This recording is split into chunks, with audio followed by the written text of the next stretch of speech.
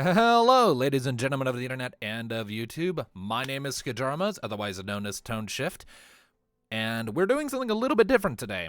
Lumina cannot join us for this particular session on the grounds that she is recovering from a surgery she had to remove a swollen gallbladder, if I'm remembering correctly.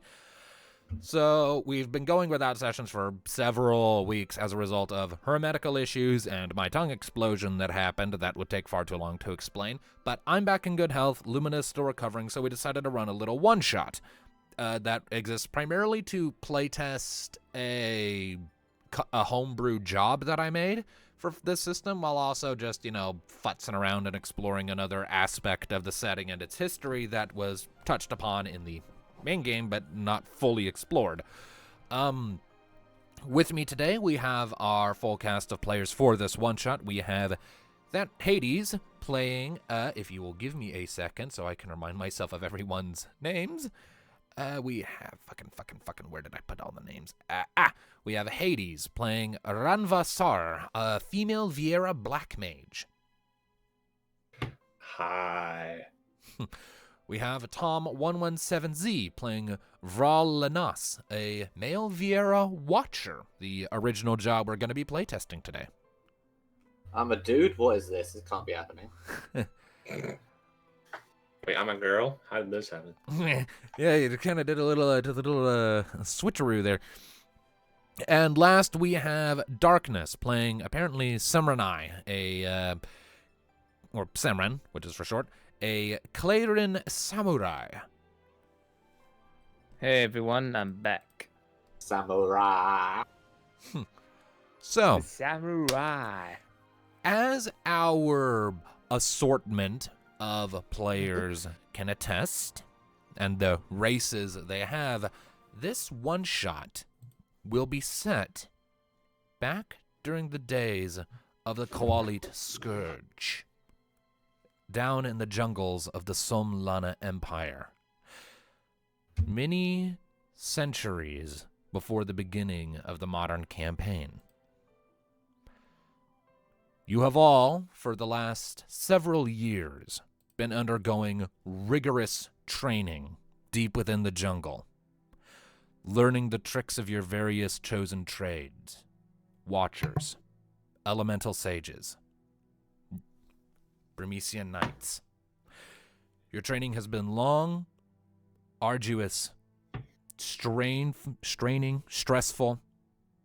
Very few have made it to this point without being discharged for a lack of ability and sent home to spend their time with their families instead of being sent to their deaths against the spreading scourge that is swallowing the jungle. This day, you have all been summoned to a sanctuary in the heart of your chosen city, where you've been undergoing your training for the last several months.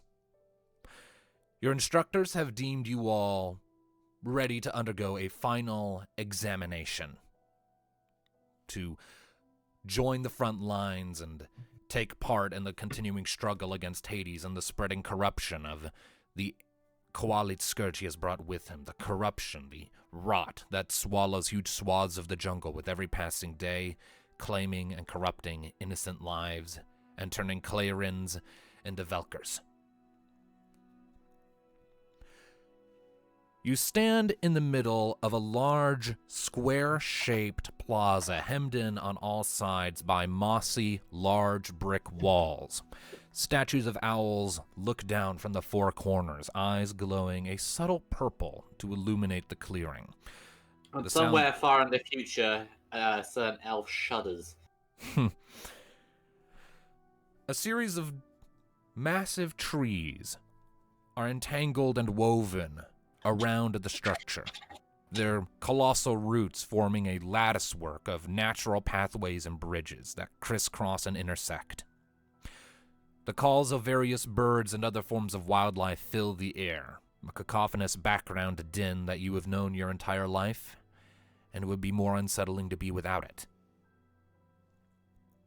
In front of you, as you three stand in a line at sharp attention, there is a raised platform in the middle of this courtyard, upon which three individuals stand. You see a female Viera, dressed in flowing white robes, elaborate patterns etched within. Somewhat darker skin, her hair graying, tied back, her face somewhat wrinkled with age. This is a High Vieran sage, Yulme, who has been overseeing your training. Hades. Yay. In the middle, there stands another Viera, another female, albeit with a very different build and sort of stance.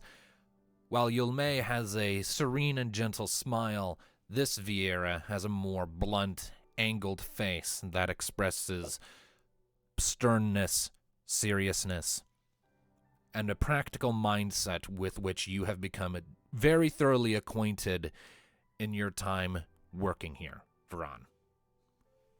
Oh, This is Watcher Rhina, who has been overseeing your training personally.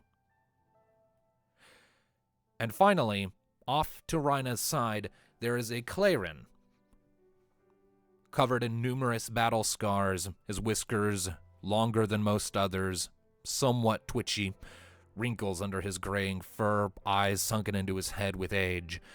A general who has overseen your training in darkness for quite some time now. Very good with a blade and has taught you just about everything you know. His name is Skyn.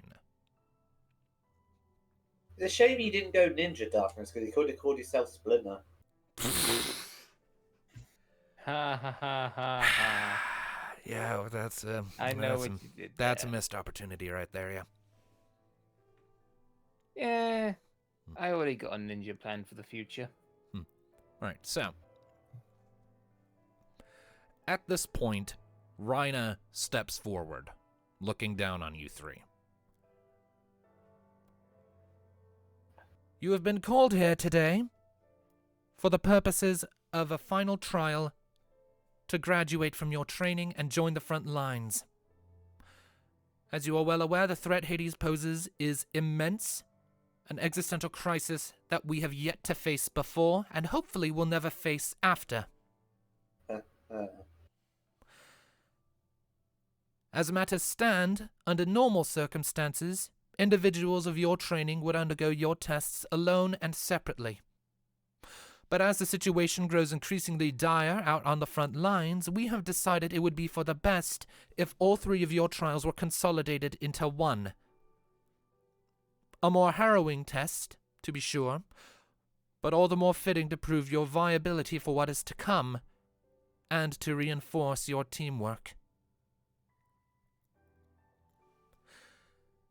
As among your number there is a Watcher, who I have trained extensively, part of your mission will be to track down a specific creature, a grand owl that makes its home somewhere deep in these woods.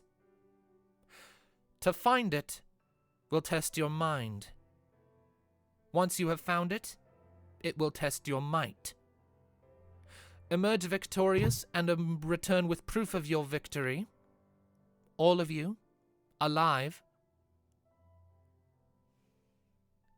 and your candidacy will be verified. Are there any questions?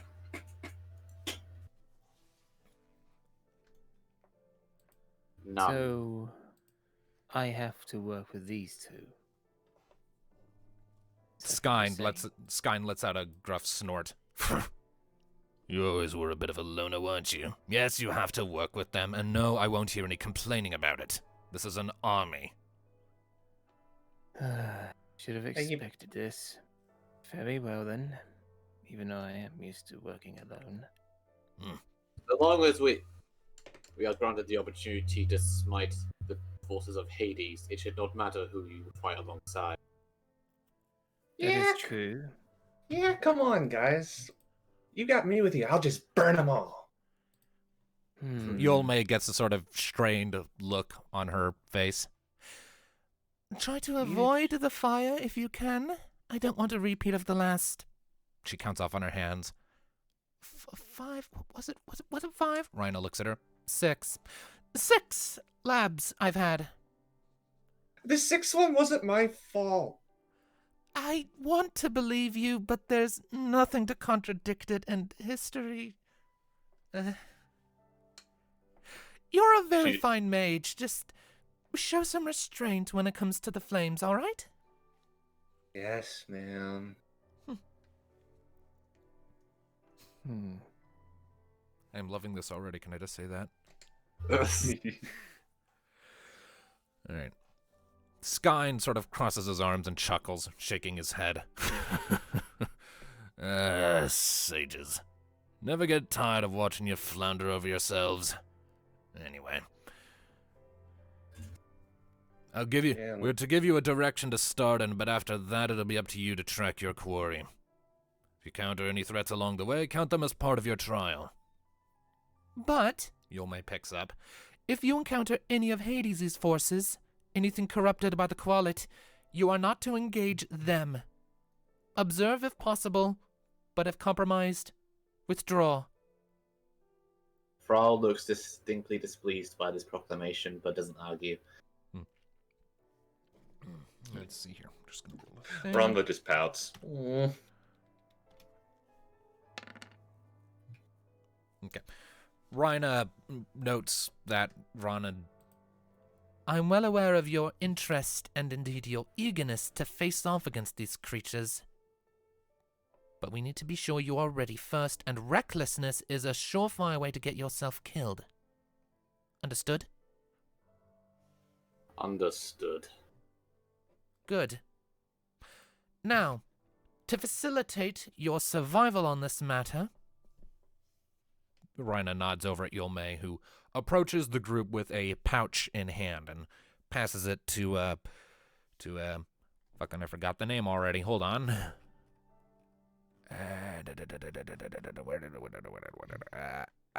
Ronva. And passes it to Ronva. I'm sorry, I don't have this shit figured out yet. That's fine. Hang on, I'm just gonna go ahead and rename the sheets really quick. So that I can just have that handy.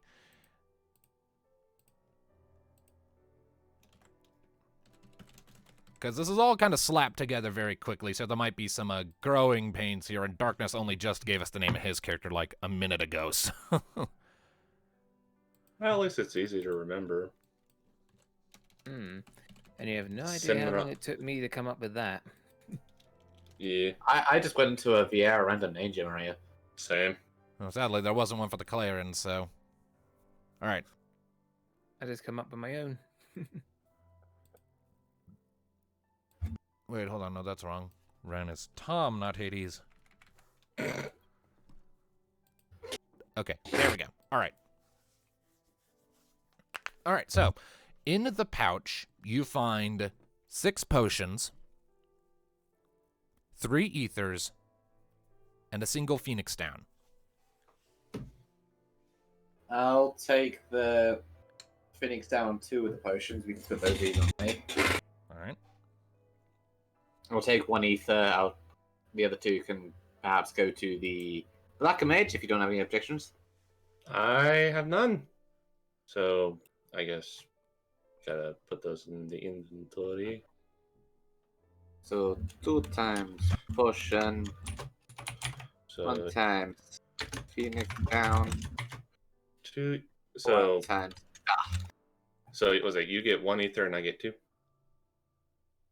Yeah. Okay. And and 2 potions each, I guess. Yeah, that makes sense. And Darkness, you don't need ethers, do you? Because you aren't a mage. You are samurai. Yep.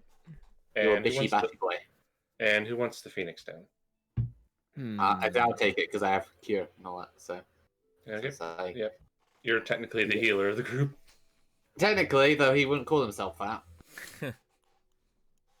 All right. With that pouch delivered, you may return to the platform. Rhina nods. Use these supplies if you should need them. However, I would encourage you to strive for any situation where you do not have to. Discretion is the better part of valor in many things. And yet the world is not always so forthcoming. True. That is not a reason for us to deny our discretion.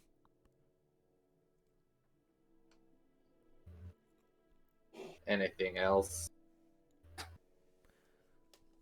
Nothing. You are all dismissed. Set out when ready. If you have any questions, ask them now. I have none. I just wish to get these evildoers off the land. That's the spirit. Come on, guys, let's go get him. You are irritatingly cheerful. Well, somebody's got to be with you two. You two boringers. I see. Well, at least we're not as reckless as you. At least, I hope you're not as reckless as her. Very well. Black Mage, Samurai. Follow. I have a name. Yes. Also, I'm just going to put the name of the city in chat. It is Kritanama.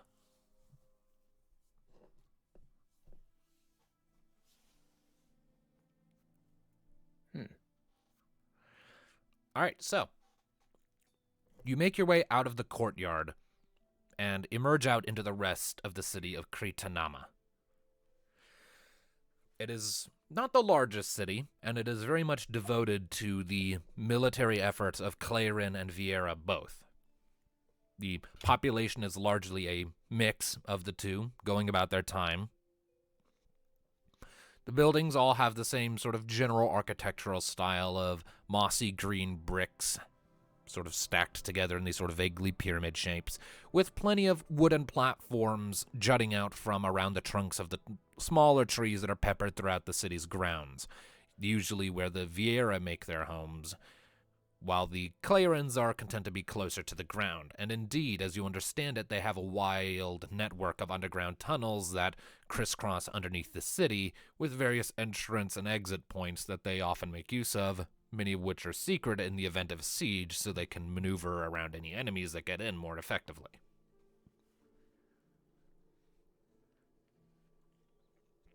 How do you wish to proceed? And to think in a few centuries this will all be wasteland. Unless we're down the bottom left somewhere.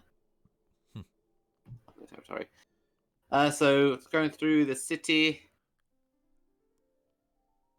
Well, unless they have any objections, Vral's just going straight to work and heading towards the forest. No, I think we might as well just get on with it. Whichever path is safe and gets us there in one piece. There is no safe path on which we tread. If you think there is, you should quit now. Huh. And leave it up to just you two? No offense, but I put my faith in my sword more. We shall see if that's wise. Hey, you're looking at the next Archmage of the Elements here. Archmaid of the Elements? I'm going to be a master of all the elements. I think you might be aiming a little bit too high. But who am I to judge? Your only goal should be the destruction of our foe. Anything else is folly. Oh, you're really a Debbie Downer, aren't you? True, but you must remember there's also innocence to watch out for. I know that. Come. The day shall not wait for us and our petty squabbles. Indeed. Two Let's B press vibes from onward. you, Jesus. I was about to say, out of character for a second, Tom's character is starting to feel more like Thanatos. No, Thanatos would engage in these petty squabbles. He isn't. Roll is not Thanatos, he is not me. He's more Caius than anything. I was about to make the comparison next to Caius. Is like, yeah, this is giving me Caius vibes. We have shit to do. Can we just go? Pretty much. All right.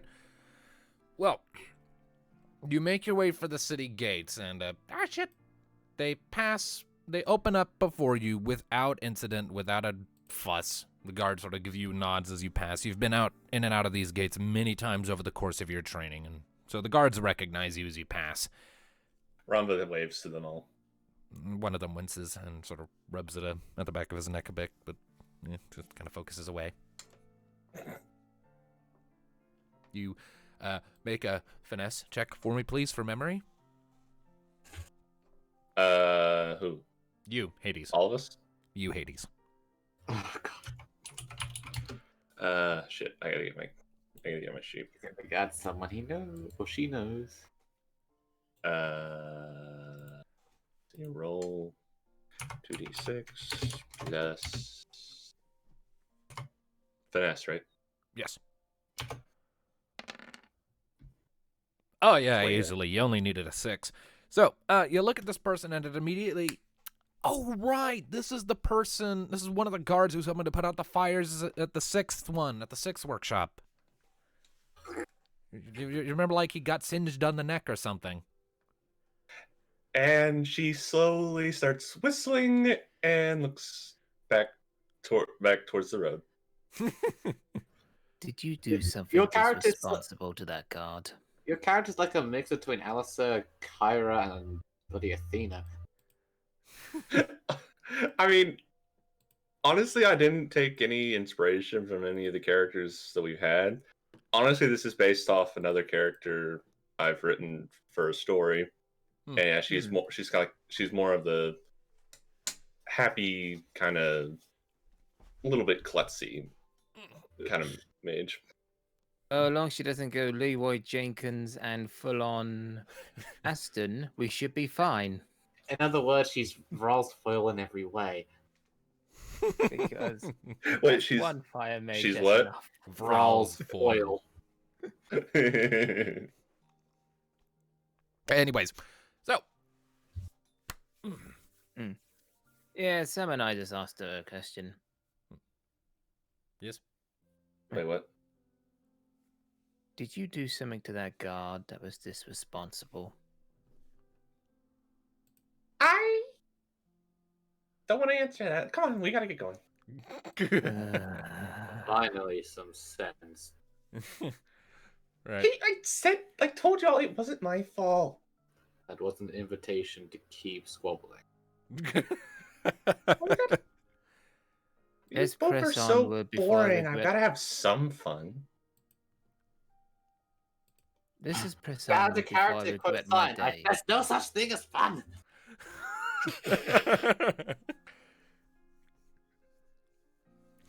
Jesus Christ. Anyway, so we're heading into the forest. Yes. Yep. Okay, so the path ahead of you that would normally connect up to a highway that connects many of the larger cities of the Somlana Empire, you know already will not take you where you go.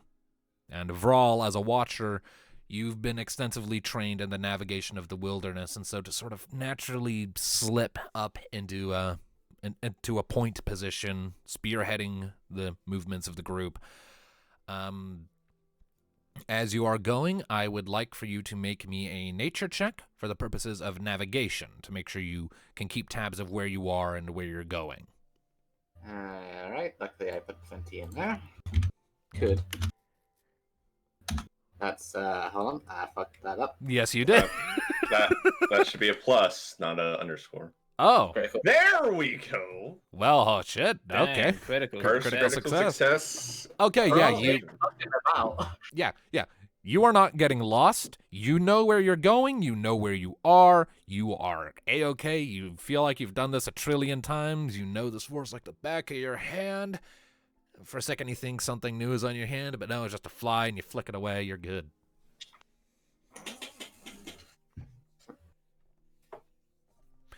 So, is there anything in particular you all wish to do to try and help in your search? Remember, you have been instructed to find a great owl. Finding it is the test of your mind. Facing it is the test of your might. Finding it comes first. How do you wish to proceed? Question. I can navigate this forest with ease. If there's anything you wish to do to facilitate our search, do so. Otherwise, I shall do it myself. Out of character question. Yes. If I were to roll a lore monsters thing, would you give us a hint on where we should start looking? I could give you some information on your quarry, which would then, what your character could surmise would be your quarry, which could then in turn inform your decision-making process. Okay. I have an ability that is perfect to track it, but I'll wait for a moment. I'll probably see if there's any like traces of the creature. All right, what were you rolling, Alistair? I was wanting to see if there's any like traces of Just as a creature heads or up, I have an ability called Keen that lets me track any monster once per day, no matter like how obscure it is. Right, you do have Well, to let's find keep the my eye. trail first, but then... All right, but what skill was that, Alistair? I'm guessing awareness. awareness. Okay. Basically, just seeing if there's anything out of the ordinary or Right. see if we can I'll see get to anything. I'll get to you in a minute then. But Thanatos first. So, the description of a great owl is rather vague when you get right down to it, but it also tells you everything you need to know. The Vierans have long had a history of holding owls in high regard as avatars of wisdom and knowledge. And while you have not participated in any trials like this before, you have this gut feeling that it is customary of watchers to test their candidacy for the position at the end of their training by seeking such a creature. And there's only one type of owl you can think of from all of your studies that would match the description and the type of thing you are looking for. It's known as a great Koru owl. And yes, to anyone listening, that is a direct reference to Ori and the Blind Forest. They are immense creatures of large scale, usually with glowing blue eyes, yellow beaks, blue feathers, sort of slender appearances, and they're usually quite docile and tame. But they are also incredibly intelligent, to the point that though they have no spoken language anyone has been able to decipher, it is believed that they are fully sapient, and if nothing else, they have an understanding with the Watchers of the Viera. To what extent, you are not certain. Also, might I say, I'm reading Keen knows that once per session, a watcher is able to use their keen sense of smell to track a creature, granting them the ability to track any creature that's passed through the area within the last several days, even if there is no physical trail to follow. Right, but you still have to pass where they've been, is what I meant. They have to have been there for that to work. Yeah, you need to catch a scent or something. Yeah. Once you have the scent, you're locked on, but you still have to find it. So does my check give us any clues on what to look for or what area to look for? Well, you know that the owls are very large, and you know that due to this, they don't typically tend to the higher elevations of the trees because their wings would get caught up in the branches. So they tend to keep to lower altitudes and indeed even to the ground. Despite being massive owls, they are close to landlocked a lot of the time. So you know that your quarry will be lower in elevation instead of up in the twining roots. And you already know what I've told you about their appearance, with them having massive blue feathers, glowing blue eyes, yellow beaks, and are quite large, so you can try and deduce what to look for from all of that.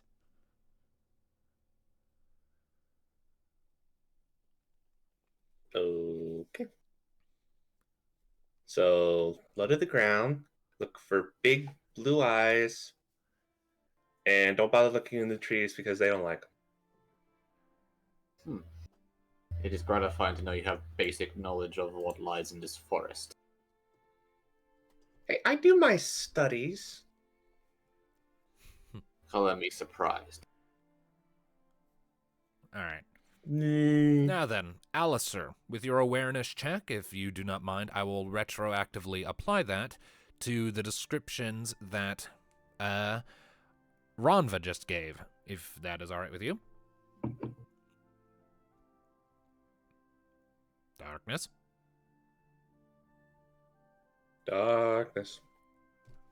Yeah, sorry, go right ahead. I muted Okay. myself for a moment because there was a bit of a racket in the background. Okay.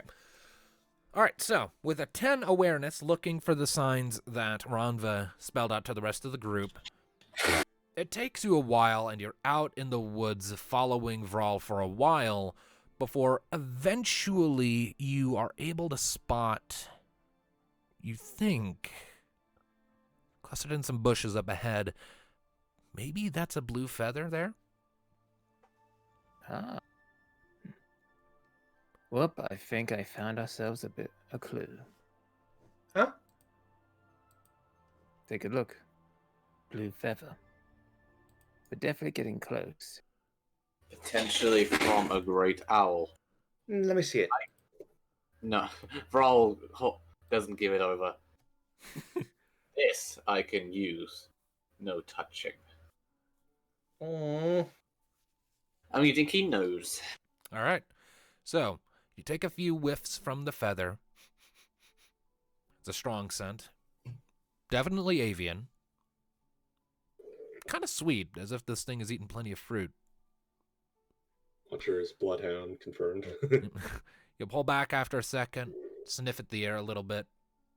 Takes you a bit, combined with all the other smells that have mingled in the forest. You get the impression the owl possibly passed through here maybe the other day.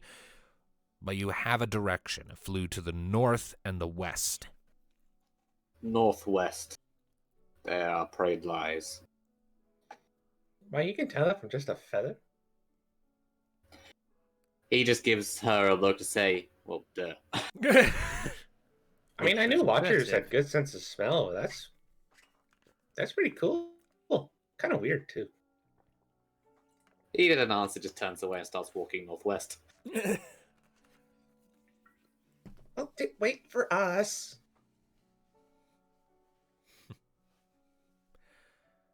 All right. So, you work your way through the jungle, making your way north and west for the next few hours. As you go, the jungle and forest gets increasingly dense and thick with foliage. The calls of wildlife get increasingly wide and varied, and indeed sometimes even ominous sounding with how different they are compared to what's close to the city. You know from your lifetime here that more dangerous creatures tend to stay farther away from the cities and deeper in the foliage where they can live out their wild lives in peace without disrupting or incurring the ire of the local civilization. And most of the time, the Empire is fond to just let them go about their business unmolested. Most of the time. As you are going, I would like for everyone to make an awareness check, please. Here we go.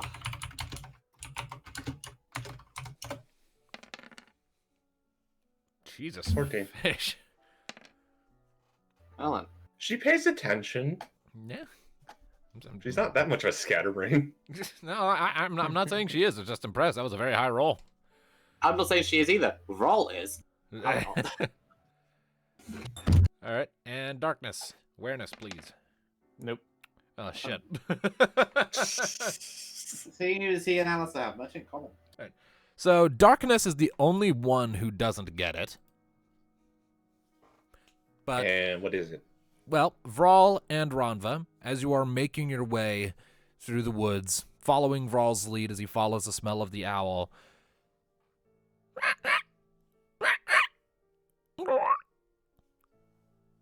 unfamiliar sound. You haven't heard a creature make a call quite like that, and it's coming from above. What was that? Stay silent. Looking above, can we see anything? Looking up, it takes you a minute squinting through the branches, but you eventually spot a small creature, leathery skinned, vaguely like a pterodactyl but more smooth, perched on a branch, maybe about a foot tall, looking around. Definitely avian, though its wings appear to be leathery rather than feathered. Looks around a few more times. A long, somewhat gnarled beak comes from its face. As it turns its head to one side, you can tell by the placement of its eyes that apparently this creature is some kind of prey creature or herbivore, as its eyes are on the sides of its head facing outward rather than the front facing ahead. And as it turns its head to look at you, its eyes are glowing orange. Amber. Uh-oh. The word they have is koalit, remember?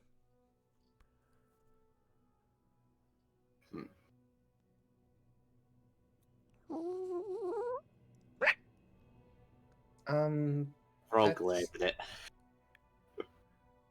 Okay, I guess we have to find another way. Roll is very much having a staring contest with this thing. It's like It blinks a few Roll. times at you. his glare, Brawl, his we- glare deepens. Almost like attack or run. Make your choice. Brawl, we really should leave. Don't anchor it. Our orders were not to engage such creatures. But if we must defend ourselves, so be it. Mistress said we shouldn't engage them. Let's just move away. The creature's not doing any harm to us.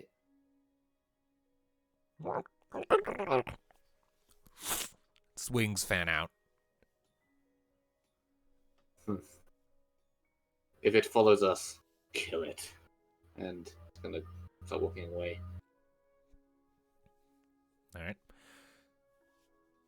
You keep moving to follow the trail, glancing back anxiously over your shoulder at the creature. It keeps watching you for a time, blinking a few times, lets out a few more of those low chirping sounds, then hops 180-degree turn on the branch and disappears into the branches. See, Phew! you don't always have to resort with violence. When it comes to such abominations, there's nothing but. Look, as much as I would love to burn the thing, Mistress said we shouldn't engage. And we did not. And nothing bad happened. Now let's proceed. Hopefully we won't run into any more of those. We're in a forest surrounded by all kinds of creatures. There's something much worse than that, I can assure you. So, do you really just like staring contests, or... What? I mean, you were staring at the thing for a while. Yes. What was that about? Merely a challenge. So you did want to fight it? Want and actively engaging are not the same. If I could have what I want, I would kill them all. That's a little dark. Is this a joke to you? No, I just always figured Watchers were all about nature and keeping the balance and being nice to animals and all that. The balance is already destroyed. In order to bring it back, they sent people like me. Oh, goody.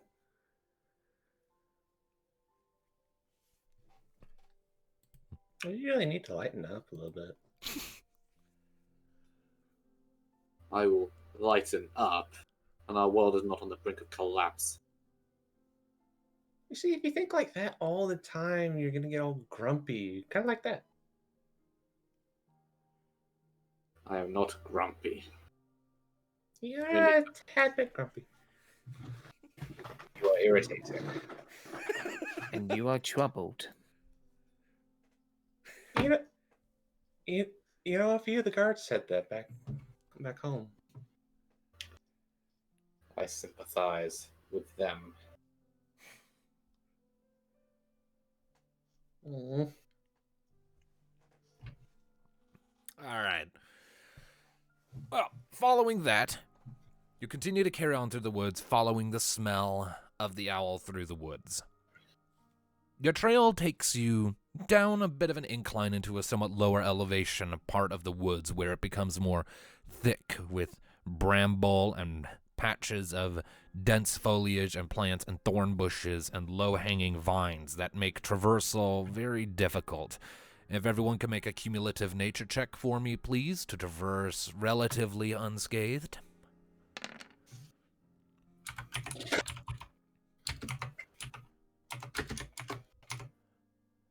This should be good. Fuck.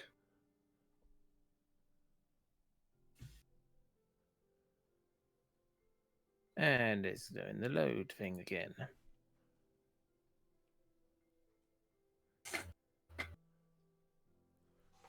Come on, come on, come on. Ugh, Jesus. not great. Yeah, apparently nature doesn't like us today. Well, Alistair just makes it. So, as you are Oh. going, the foliage begins to get so dense that you're having a hard time actually pushing through and getting a path to follow the owl. You can tell that due to its size, it was probably able to just stomp through all of this as if it were mere moss. But the rest of you are not Goliath in size, and so you're kind of struggling to make any progress, and before long it's starting to look like you might have to find an alternate path when Semron gets a bright idea, and he comes forward, blade drawn, and starts cutting a swath through the foliage, clearing a path. Allowing you to True. proceed. Not effective. Yeah, so your progress is slowed, but not so much that you lose a day.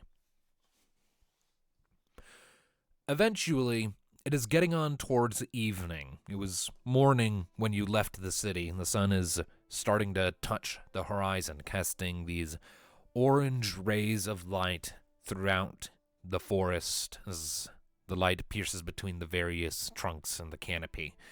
It's a very serene and tranquil atmosphere, especially as the chattering of the woodland creatures begins to die down. And indeed, far off in the distance, the first few hoots of early rise owls begins to fill the night air.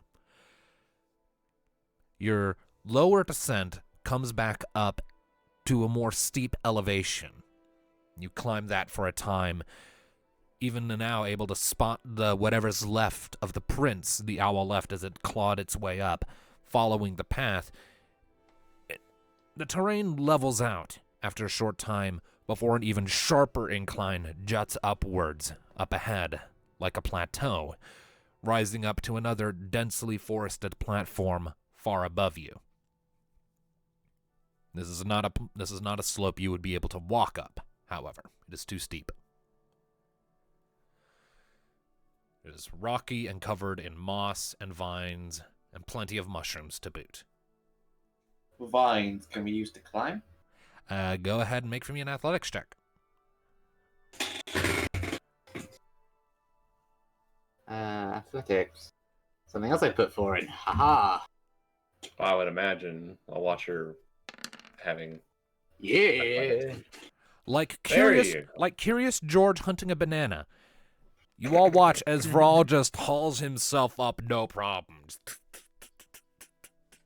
Just ascending with no issue. Getting to the top, he turns, looks down at them, crosses his arm, looking at them expectantly. It's like you're like 50 feet up, so it's a 50-foot climb.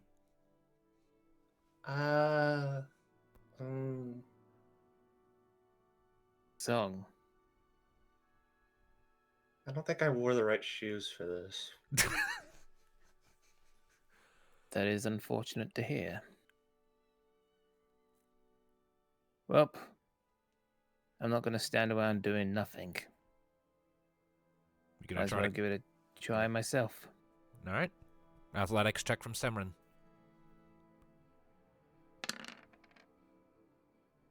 Not quite as graceful as Vral was, but more or less as quick as the Claren of the party pulls himself up, sort of scampering a few times, letting his more rodent-esque features guide his movements, and eventually scuttles up next to Vral. Are you coming up or what?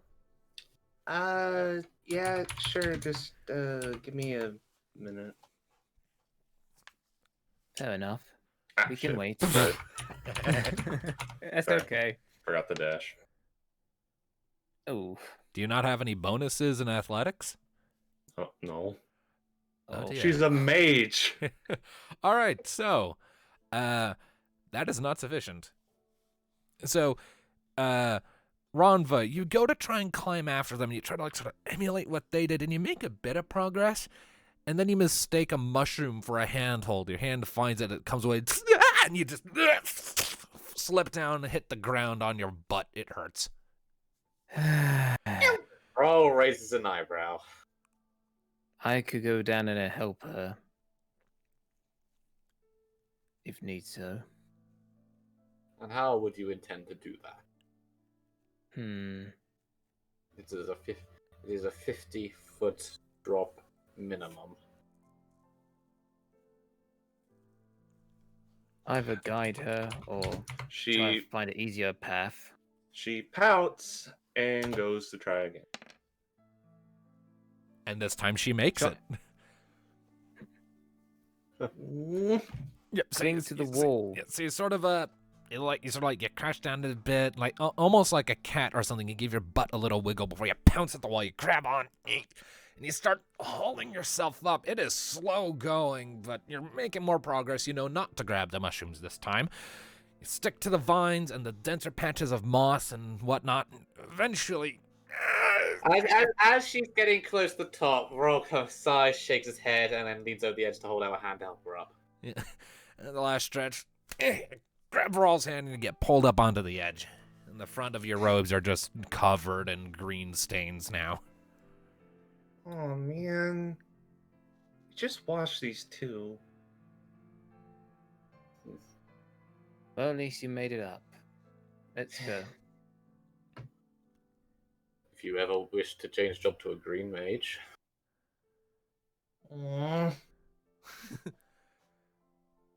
She Well, look on the bright side. You might blend in with she nature gently a bit takes her more. staff and baps him in the shoulder. Bonk. The brief moment of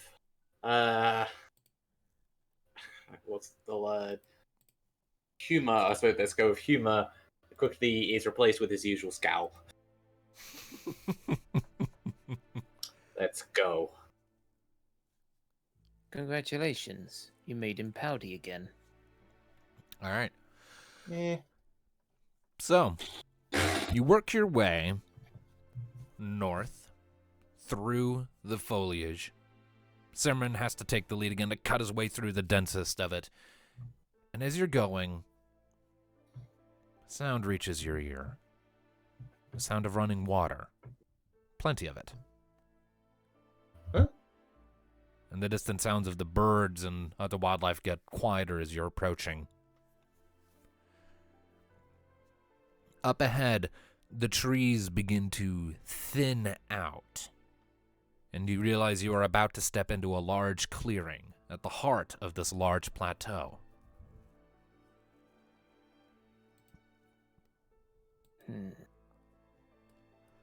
Must be getting really close now. I Be roll an careful. awareness. Go ahead. What are you looking for? A big fucking owl. All right.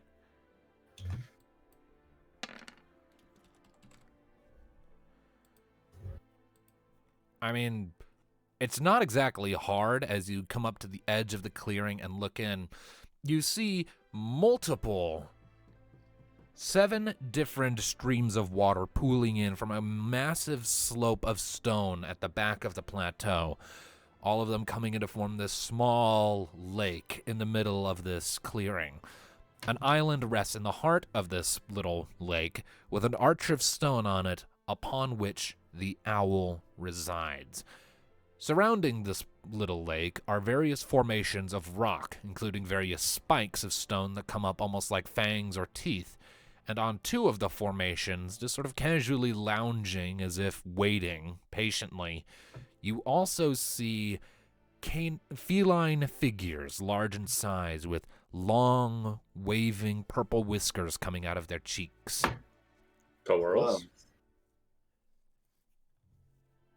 And you all see this map here. Using their ads, then. Indeed.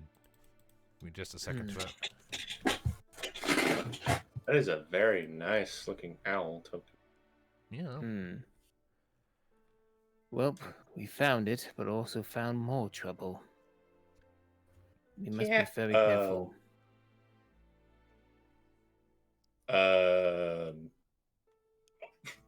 Do I need to roll another Lore's Monsters check? Because we kind of already know what these are. You can if you want for your character's knowledge. Yeah, I put it in there. Might as well use it. Yeah.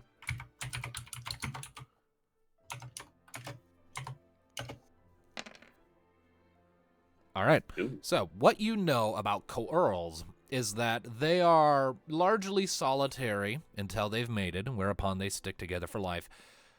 They're predators, of course, not unlike their more common counterparts of tigers, lions, or even saber-toothed cats. But unlike them, they have a connection to the element of lightning and indeed can channel that sort of magical energy into their whiskers to augment what they do, be it making themselves somewhat faster or having their attacks electrocute their enemies. It has been noted in some circles that coeurls seem to be figuring out the trick to cooking their food by using electricity to fry the corpses of their prey. They're relatively intelligent, but they are very prideful creatures, but are nonetheless still animals. And then there's the owl, the center. Yep. That's an animal. And it is worth noting, the owl's eyes are already locked onto the group. Prepare yourselves. Once you cross the threshold and address the owl, our test shall begin. The coeurls being around here are making me nervous. They You could tend to be always turn aggressive. back. I'm not saying I'm going to turn back. We just should be careful. And you, samurai, Well, I'm here to accomplish this, to complete my training and face off against fearsome foes, so I'm not going anywhere until I win this fight. Guys, are the coels approaching? Yep. they're getting closer. I can see that. Don't panic. Stand your ground. If you won now, they're going for you first. Vral No turning pulls back his- now. Vral pulls his staff. Face us if you must, coels, but our fight is not with you. In Is the it a staff? I honestly expected a bow. In the back, the owl looks at you for a moment, Vral, and then flares out its wings and gives out a loud, mighty owl shriek. In response, the coeurls, and they both move to charge, and battle begins. Alright. Time to I fight. take the one on the right. Very well. Black Mage, take left. My name is Ronva, and sure. Well, Alright, if what you do two alright. survive this, I may get to learn your names, which I hope, in seriousness, you don't die. Alright. What you doing, Ranva? I guess I go first. If you want. I figured let's go left to right. Okay. Well then, out of character, these things are lightning, which good thing is because lightning's the only element I did not take. So, being lightning, I'm going to test something. Alright. Let's see how these things like water.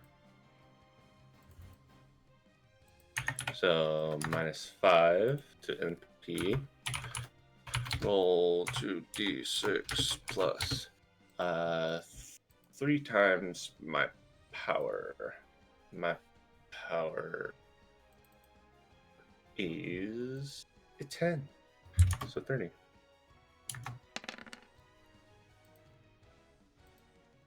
40 points of damage to which one? All right, left one it is. All right, so your weapon is a staff, yes, Ranva? And it's water. Yes. All right, so you pull up your staff, hold it up, and a ball of water forms on the tip. And then you sort of grab the bottom of the staff, rear back, and then almost like it's a golf club, you kind of swing it high.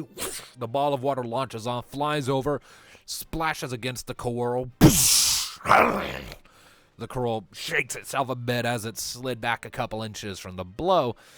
And it definitely took some damage from that. You can tell that, like, it's with the way it's breathing, that you probably broke a couple ribs doing that, but it doesn't seem to have any particular reactions to the element of water. Huh. I thought that would do a little more, but hey, I'll take it. All right, Vral, you're next. What you doing? Alright, I'm just looking through my things. I say green magic is more like status and support stuff, isn't it? Largely. Yeah. It's largely like it has a lot of overlap with white magic, but it does have more of a focus on status conditions and the like. Alright. So just for clarification, Quetzalcoatl's Wrath. So mine plus power times half level, that would only be times 1 because I'm level 3, so half level would be 1.5 and it's round down, isn't it? Yeah. Yeah. And is that 2d6 mine plus power or just mine plus power? Does it say plus 2d6? That's why I want clarification. If it doesn't say 2d6, then no. So that would be, if I did it, 17 arrows. One arrow.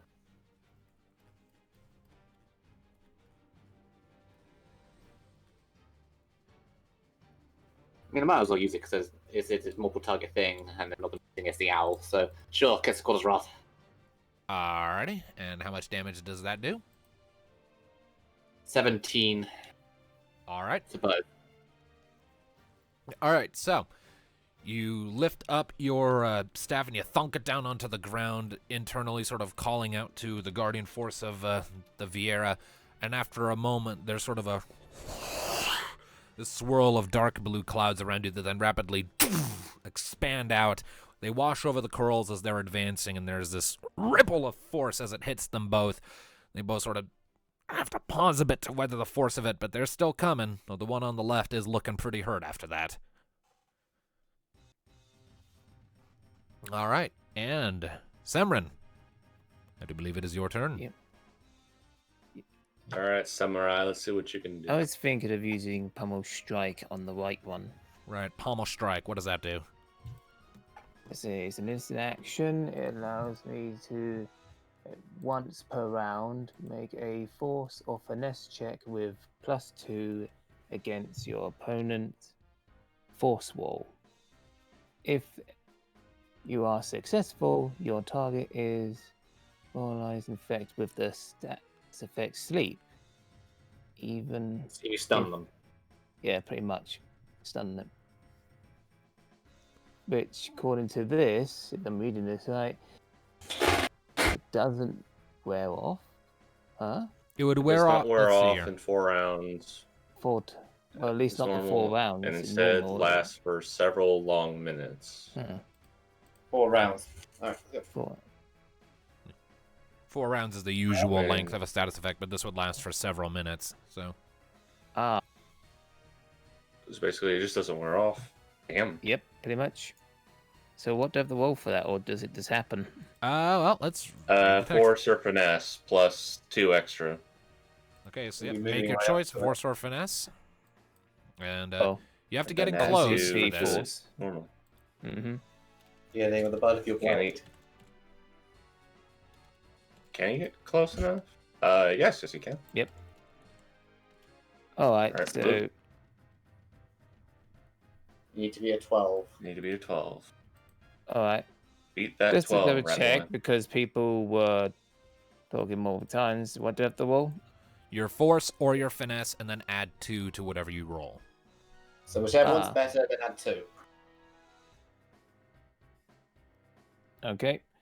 Let's check my character sheet to make sure I remember the numbers right. Yep. And that's a +2 to the force. And now I roll.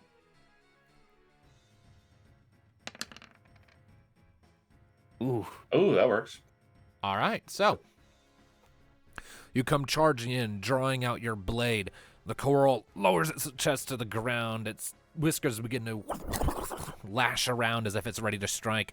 You quickly duck into a skid, sliding under its whiskers, and as you're sort of coming up to its face, it looks at you with this sort of surprised look where you come up and drive the guard over your fingers on the hilt of your blade into the underside of its chin, and it flails back onto its back here, and to quickly follow up, you just sort of run up here and kick it in the side of the head, and it passes unconscious and is effectively out of the fight unless it takes more damage.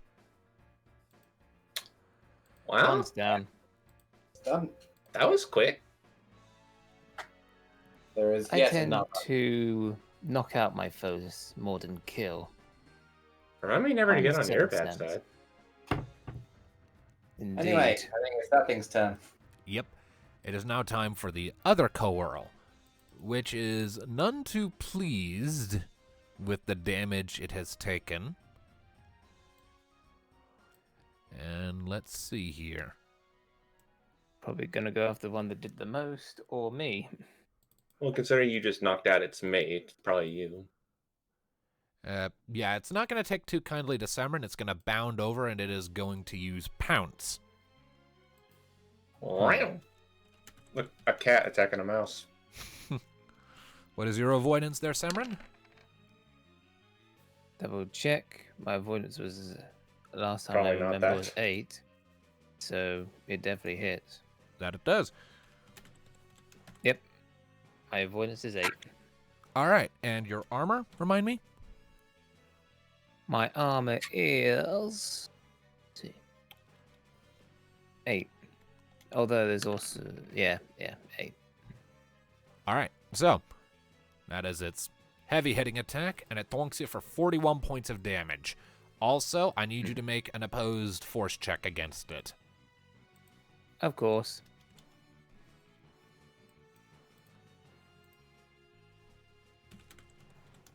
It's just my normal force check, if I'm correct. Yep, just your normal force this time. You need to beat a 12. Oh. You can beat it. I know you can, Semron. I try. Damn. Nope. All right, so I didn't even see that dice and I knew it. with an enraged roar, the left coeurl charges forward and pounces on Semron, its teeth biting into his shoulder. And due to the size difference, it rears up on its hind legs, throws him around for a second, and then chucks him over here until he crashes against this wall of the spike of stone rising up from the ground and slides down it in a bit of a daze. Back to the party. Finish it. I have him. Guy, help him. I'll take care of this thing.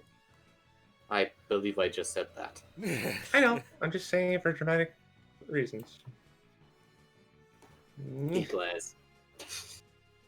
And now that she is a little bit upset, so she'll be using her favorite element. Fire. Fire. Oh, first things first. -1 plus 30. 35 to 81, and that's fire damage. All right. So, you find that these things apparently take a bit of extra damage from fire as you throw the ball of flame from the tip of your staff, much like the water ball you did before. The coeurl turns as it hears you running up, and then your fireball hits it in the front, and it goes flying back to crash back here. It writhes on the ground, roaring and crying out in pain before eventually falling still, a black and crispy toast. And Brow's just gonna cast Cure on Semron. All right. What do I roll for that? You just- So mine times 2 plus 2d6. So mine is 11, so just roll 2d6 plus 22. 26. All right. So, Semron regains 26 hit points. And can he make a move this turn, or is he stunned? He's not stunned. As it is, technically speaking, that combat encounter just ended. Oh, Yeah. well, considering he knocked out the other one. The other coral is still unconscious. That's gonna be a rude awakening when it wakes up and figure out we killed its mate. Indeed. There's some really bad kitties. The owl is watching you all intently with the sort of, you want to say, thoughtful curl of its brow as it's watching you approach. Rest in peace. Sorry your life had to end this way. Great owl of the forest. We have come for your test. It spreads its wings a bit. A pulse of blue light goes through it, and then it spreads its stance. And you now realize that the coorals were just the appetizers. It's time for the real fight to begin, as demonstrated when it jumps forward to engage you with an almighty shriek. I thought you meant there was going to be another ad phase. Alright. Same Alright. turn order? For purposes, we'll have it go first, just because it's moving quickly and you ended last combat yourselves, so we'll have it start things off, just to sort of set the stage. So, its wings flap mightily. It immediately gains the effects of the flight status condition, and it swoops forward to attack the one who throws fireballs. Uh-oh.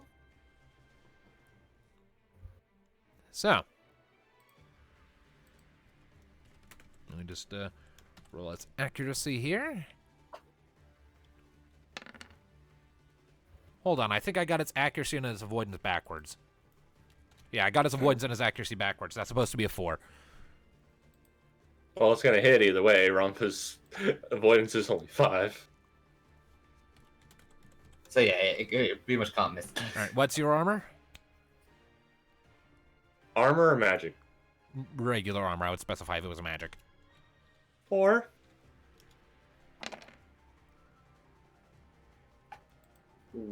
Alright, so Yeah, light don't do well. that then, is 24 points of damage to Ranva. As the owl comes in, woof, and comes in its great talons, sort of flash open, and you just have a moment to be like, oh, before it basically drop kicks you in the chest, and you slide back a bit, and it then lands over there, wings spread wide. So that's how it is. Can I ask a question? You may. What's the difference in this system between Protect and Shell? Protect defends against physical damage. Shell protects against magical damage. They both have the respective damage that comes in before armor or magic armor is applied, if I'm remembering correctly. Let me double check. Given what's happened there, I think I'm going to I go... know I'm basically going to be going into them fighting, but she definitely needs help with Alright, okay, so physical. protect. All physical damage dealt to you is halved for the duration of the effect. The damage is halved after armor reduces the initial amount. It's basically the same thing with shell, just for magic damage. Alright, and then I'm using my answer is a green wall, which is I recall something else before I do that. So there's another thing.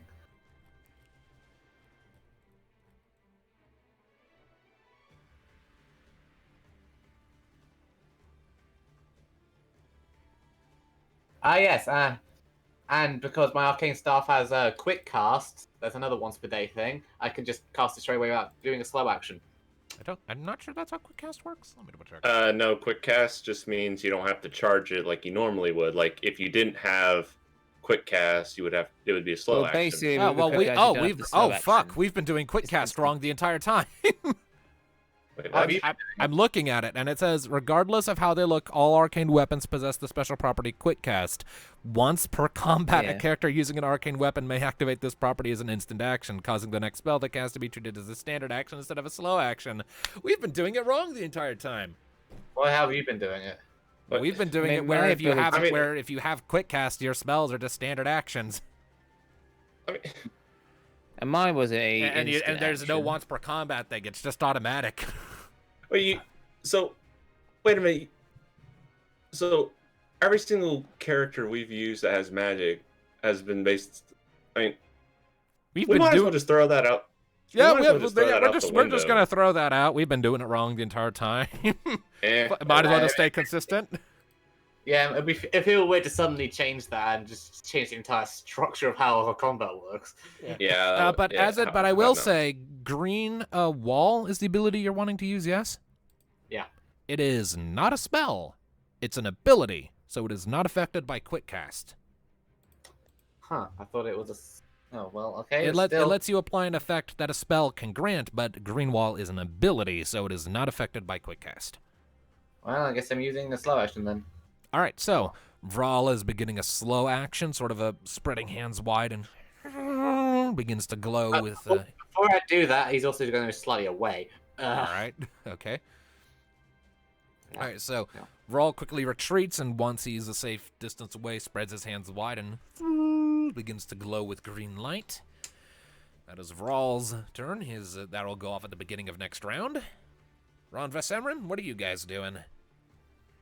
I'll let Darkness Stand go back, first. everyone. I got this. You're at a big disadvantage if this thing's in the air, but you may try. Is it in the air?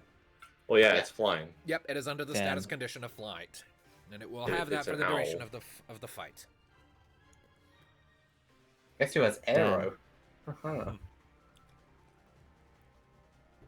Well, there goes my plan of using Ikoshoten. What? I Use said what? that right. Use what?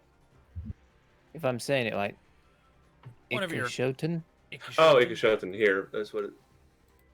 Basically, whatever- though, that means you lot want me with the. I don't think that would work in this situation. It says when one or more of your enemies is a fiend, or when the samurai fights alone without the aid of his allies, the samurai gains a +2 bonus on opposed rolls and deals an additional damage step with all attacks. So, yeah, unfortunately, you have a party with you, and this thing doesn't. I'm pretty sure this thing doesn't technically count as a fiend. This thing is counts as an aerial beast, yes. So, not a So, fiend. yeah, that's not going to work. Fair enough then. I mean, you can certainly try a melee attack, or if you have another ability. That's what I'm looking at. I mean, I will say if you can find a clever way to nullify how its flight lets it get out of reach of your attacks, you can get rid of that penalty. Kind of like how when Rocket got onto Tiamat's back and was able to attack directly from there. Question, how high is this rock? Yeah, that's what I was looking at. If I could, but then I have um, to roll athletics. and Where jump. it has no outline, it is flush and level with the ground. Where it has an outline, there is a ledge. At its farthest point from the ground, it is about a medium range of a drop. How close to the owl? Over there, it's a medium range. Over here, it's about half a medium range. So it wouldn't help.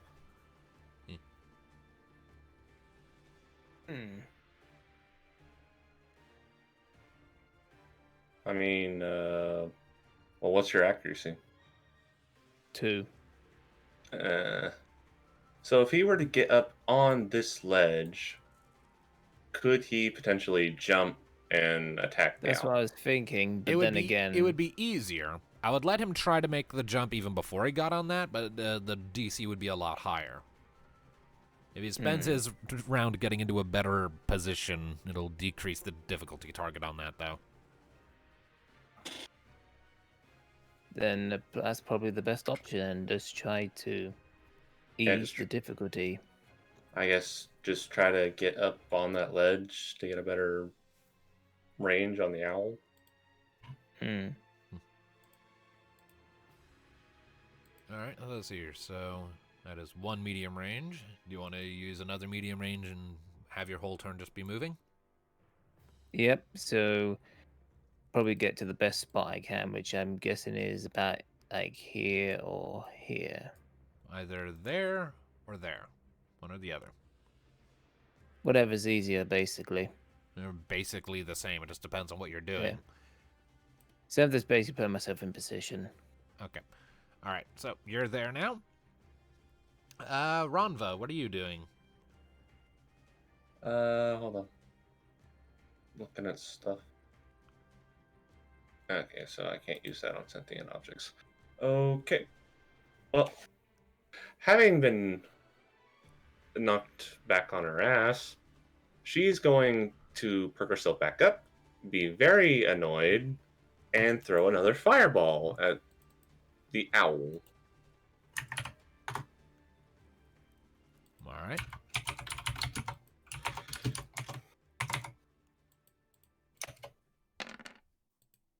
Note to self, get a reach or a ranged weapon. I don't think Samurai can. All right, so you I get up, you dust yourself off, you hold up your staff again. Another fireball forms on the tip, and you give it a good yuck. It flies forward and blasts against the front of the Koru owl.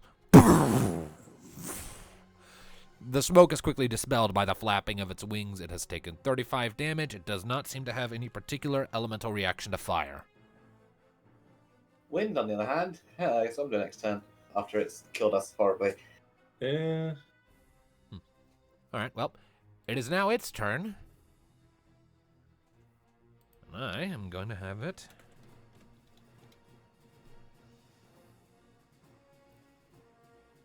It's not going to take kindly to you, Ronva, throwing fireballs at it. Oh. I'm being bullied. It's going to fly forward. Well, actually, no. It's going to stay right where it is, and it's just going to... For a second, it's going to stop flapping. Its wings are going to spread wide, and you see some of the quills along the tips sort of quivering a bit before it thrusts its wings forward, and like a series of darts, a collection of feathers come flying at you at high speed. Okay, does this technically count as a regular attack or magic? This is physical damage. It's not a spell. Damn. It deals no magic damage. So, okay, Damn.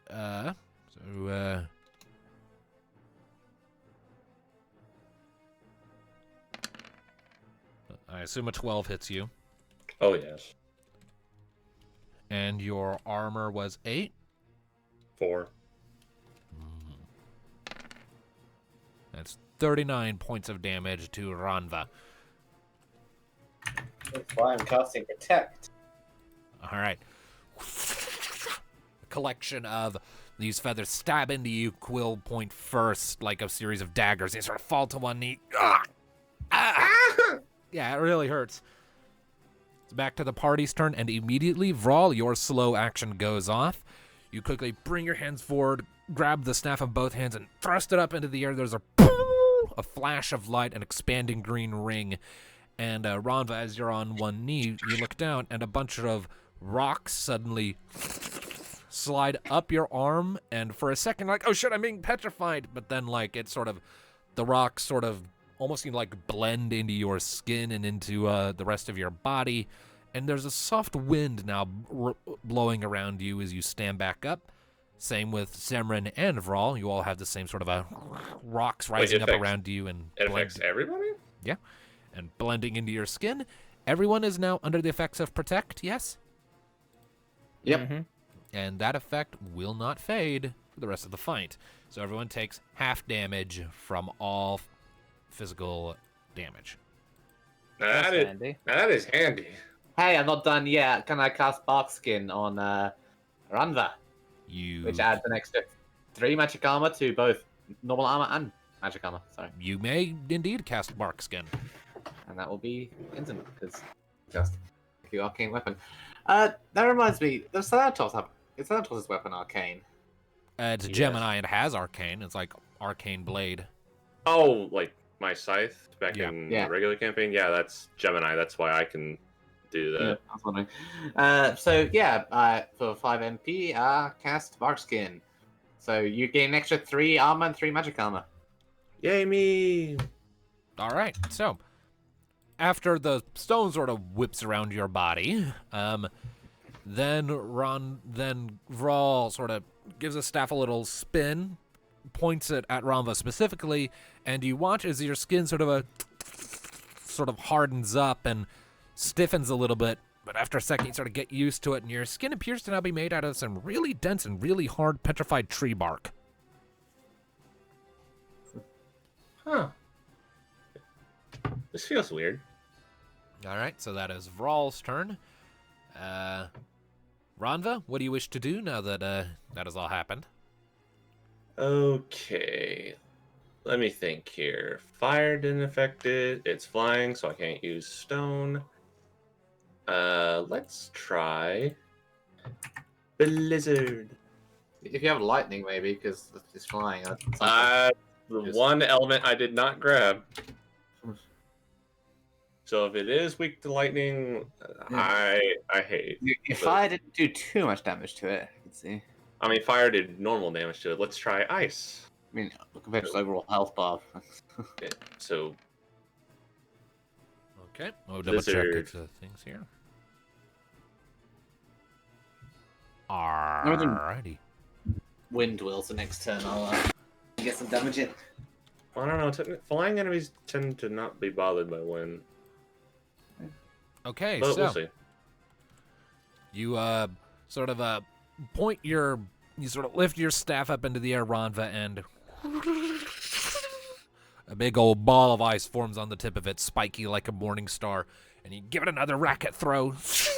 It flies at the Koru owl and then explodes across its front, painting the entire front of its body and the shoulders of its wings with frost and ice crystals. It rears back a bit, shrieking in pain, and you realize it takes double damage from ice. Ha Nice. I have found your weakness, Bish. All right, Semrin, you're up. Yeah, I'm just trying to figure out pulling off a combo of two of the abilities I have, which is draw out and hang on. Where's the other one gone? If I can find it. Two-handed grip. Bit of a warning with draw out. If you use that, your weapon's gonna break. Well, about that, I got two-handed grip as well, which I'm just reading that because that. Let's see what that. The weapon does not. Let's see here. Two-handed grip. The samurai treats their equipped blade and reach weapons as though they possess the indestructible and unified properties. The weapon does not possess these properties for anyone else. Two-handed grip, therefore, prevents a samurai from being disarmed, as well as allowing him to repair the weapons that have been damaged by using draw out without needing a skill check. And Okay, so And as for draw out, I need to reread that to know what it does. Let's see here. By It's the using their long one. turn to draw forth the power from an equipped blade or reach category weapon as a standard action, the kami trapped within is released in an explosive burst of splintered steel. The character automatically deals power plus res plus dex plus mind multiplied by the weapon tier plus 2d6 points of non-elemental magic armor damage to a single elemental magic armor elemental damage. whatever elemental magic armor damage to a single target and causes additional effects based on the list found on the following page. All damage dealt is of the same elemental type as the kami within the blade. For this case, we'll just say, I don't fucking know. A samurai may choose to use a lower tier draw out other than the level of his current weapon tier if he so chooses, and a samurai may only use draw out on a weapon that belongs to them. After draw out has been used, the weapon gains the broken property until it is repaired, reducing all damage it deals by 2 steps and preventing the wielder from making critical hits. Even indestructible weapons can be given the broken property in this manner. Okay, so far as your two-handed thing goes, your sword will still break, but you can fix it. Next turn, theoretically. I mean, So it says it doesn't need a skill check. So does that just mean he can just fix it, like just take his regular action to fix it, and then? It kind of hinges a bit on the synthesis system. We'll say he could take a slow action to perform some rudimentary repairs. Okay. I mean, yeah, you can use draw out and deal a fuck ton of damage, Mm-hmm. but That's what but I want to do. probably for the rest of probably for a good portion of the match, your weapon's going to be broken and slightly weaker. But if you wish to do so, go for it. Well, let's see. It also says, yeah. So, and the extra deal for a tier 2 weapon, Bison Bow. Blue flames encircles the samurai before engulfing one enemy. Samurai receives the effects of either shell or protect until the combat ends. Against an undead target, all weapon properties that activate upon a critical hit, such as spell burst, do so before the weapon is rendered broken. So, I mean,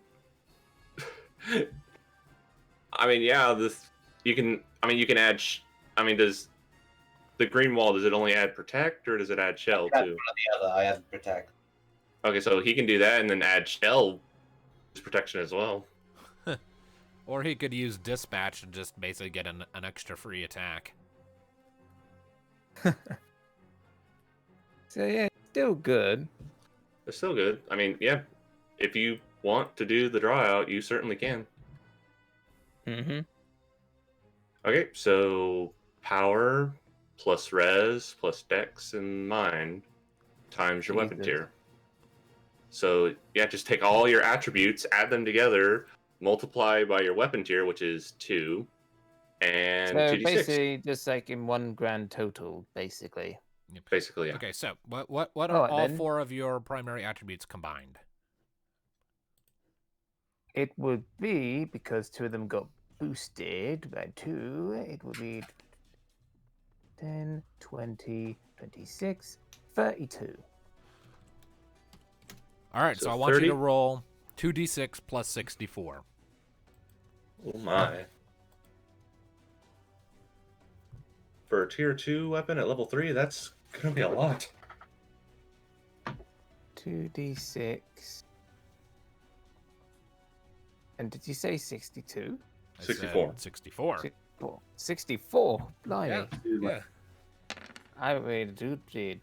72. So counting its magic armor, that brings it down to 68 points of damage. That's still a lot. Ouch. It is, yeah. So, upon seeing And do I it have to declare flinching the back- effect? Or do you want to do the blue flames or dispatch? see. Dispatch would just be a free extra attack with bison boat. You could give yourself shell. I mean, shell like protect. Protects you from magic. So yeah, protect that you have on right now protects you from physical damage, and then if you had shell, that also protects you from magic. Fair enough. Yeah, I could do that because I'm gonna need time to basically fix myself up. I could go for the extra attack, but that's risky. So, shell it is. So I have double protection, I guess. So damn, All right. a lot of protection going on here. Yep. Because I need to fix my weapon, so you guys gonna give me time. Yeah. So Semren, you sort of once you're in position, and y'all sort of you lift your sword up, and it begins to glow with blue light.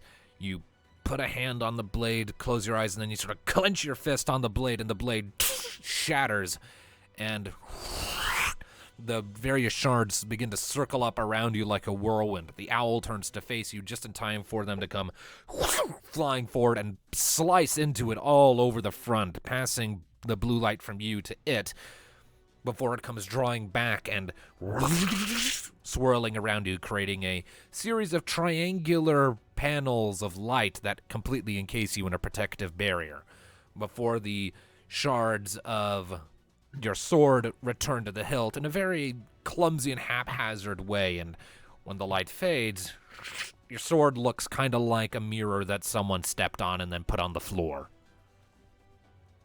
In terms of like how jagged and cracked up it is. You could still fight with it, but you wouldn't want to. Yeah, I pretty much imagined his sword being like having a lot of battle damage or an ability like this keep going off every time. So yeah, makes sense. All right, so it is now considered broken. And I do believe that is everyone, yes? Indeed. Yeah. All right. Next turn I'll be fixing my weapon. Yeah, the owl doesn't like you right now. I know. So it's going to turn around, and it is going to peck at you with its big-ass beak. Oof. Bet it's gonna hit. It hits. Yeah. What is your armor? Hang in. My armor was 8, just like my avoidance. All right, So that's 22, and cut that in half. For So that'd protect. be 11. So you take 11 points of damage as the owl spins around and pecks at you, but its beak sort of is repulsed a bit by your protection, and it lets out a angry squawk. And Good it's pecker. back to the party. Tom, can I use some heals, please? I kind of want to see what Arrow does. Okay, you do that. I'm gonna check a potion then. All right. I know I'm going to do, but first, hang on a sec. I need to bring out the old ruler. While you're doing that, I'm going to chuck a spell at it. I could do that. Okay. Alright, so Arrow, it's power I'm gonna times take- 3. Cover down here. And 6, start so fixing my power weapon. times. My power is 6, so 12, 18. Dash roll 2d6 plus 18 damage to the thing. Check this right.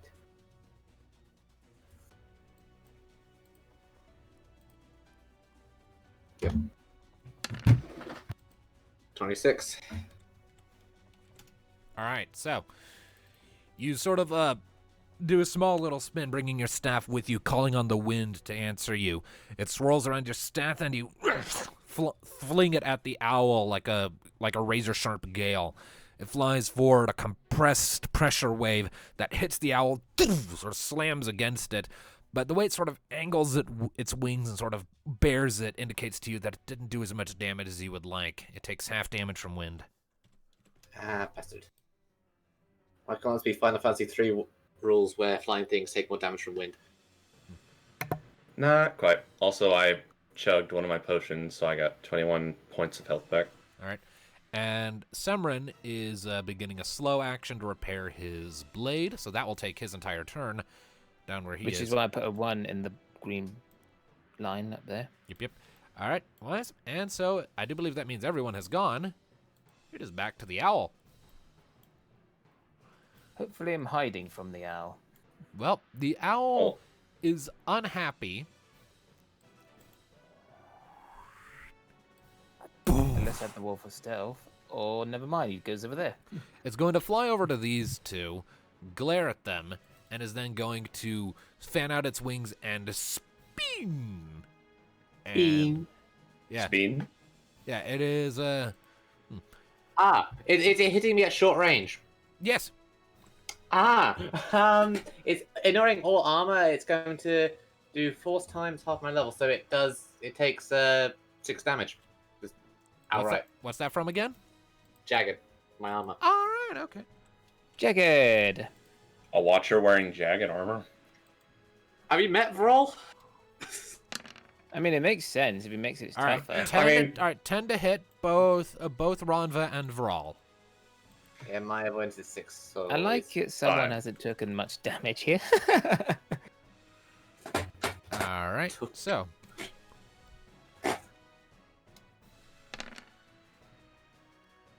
So 22 damage. Then we take away our armor, which we both have 3 extra. Then they'll be halved.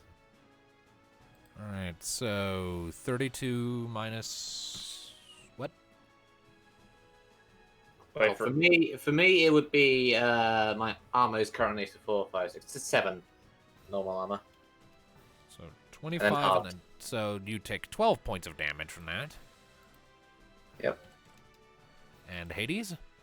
And you increased my armor, right? Yeah, 3. Noted. So, okay. So my armor is 7 now. So you also take 12 points of damage as it speeds and slaps you both with its wings, sending you sort of skidding back a little bit. Chrono Cross music. All right, back to the party. Samrin, Cure. you sort of finished putting your hand along the blade, and with a shine of light, it's fully repaired, or at the very least battle-worthy again. I will say that if we run a full campaign where you play as a samurai, I will be a bit more stringent on that, but just for the sake of the one-shot, I'm letting you get away with stuff I normally wouldn't. 25. Well- To which person? Back to Ranva? Yep. Okay, Ranva, you get Well, 25 I'm back in points the fight, so it's going to do the same as last time. What, you're gonna do draw it again? Either that or... I mean, let me see if you can. I mean, I'm just making sure myself. I think it was once only, isn't it? Or can I do it Sounds again? like a once per combat. I mean, I don't think it's a once per combat thing. I think it's meant to be because your weapon is meant to be broken, and I don't think normally you're allowed to fix Yeah, it so during combat. so for the purposes of this one shot, just for the sake of balance, we will say it's a once per combat thing. Just to sort of emulate that. Yeah, because that'd be a little OP if you could just constantly spam that. Yeah. Pretty much. I thought as much. Well, there's only one thing to do, isn't there? Stab it! Stabby, stabby. Flail Going in in the for air. 12. Alright, so subtract 4 from that, so 8 to hit, and 8 will hit. Wow. Nice. All right. Now roll Slice, damage. slice. Slice and dice. What is that? It also Something's does gonna not hit me back. counterattack. It does not counterattack. Oh, do I you knew give it. It tried to everything we fight counterattack. counterattack? It just came naturally with it being a beast this time. Its race gave it that property. That wasn't my pick. Okay. And then roll your I had a damage. feeling, though. Yep, Alright, I'm just damage. basically checking. I'm checking. Weapon. Ah, here we go. Just 2d6. Duty commenced. Yeah, it's your power times 2 plus 2d6 because it's a tier 2 sword. Ah. Well, the power is 8, but it's also actually a 10 because of thingy. So then 20 plus 2d6. This is the Stormblood boss thing. Yep. Alright.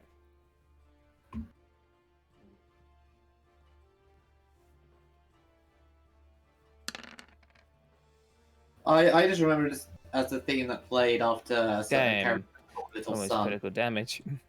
All right, so that's a total of 27 damage as you come running up behind the Koru owl. You sort of reverse your grip on your sword as you jump up and stab into it's the back of its thigh. It shrieks angrily and sort of kicks its leg out, forcing you to land back down on the ground over here. But you managed to get the hit in. It's a half health. I was gonna ask if I could Close, at least. hold on to it, but then I'd probably have to roll something for that, wouldn't I? Yeah, you're going to need to, like, spend an entire turn with, like, an opposed force check or an athletics check versus it's forced to hold on. Yeah. So it's a stabby as best I can. Okay. And Ranva is going to keep doing what works and freeze the bastard. Probably best though to move away from it. Just saying. All right, so... Well, I can still attack and move later. So, 35 of ice damage. which becomes 66. All right, so as it's sort of a turning to face down Sermon, you lift your staff up again and blast it with the ice again. Explodes across its side. It is not happy. And before our turn ends, I am going to back up All right. to the water. Okay. I believe that's everyone, yes? Yep. All right, well, the owl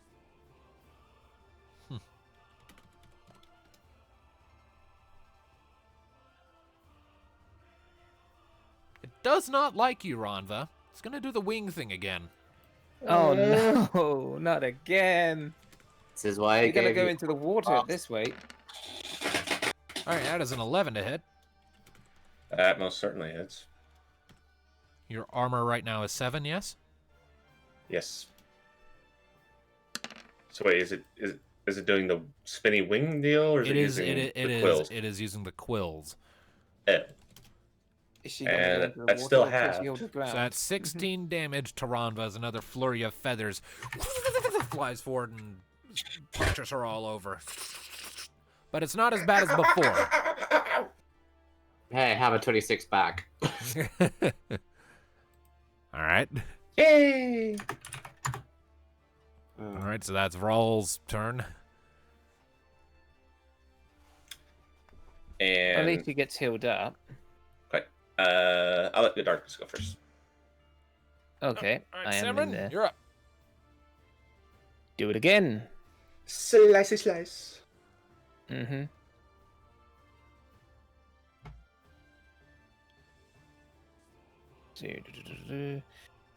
Plus 2.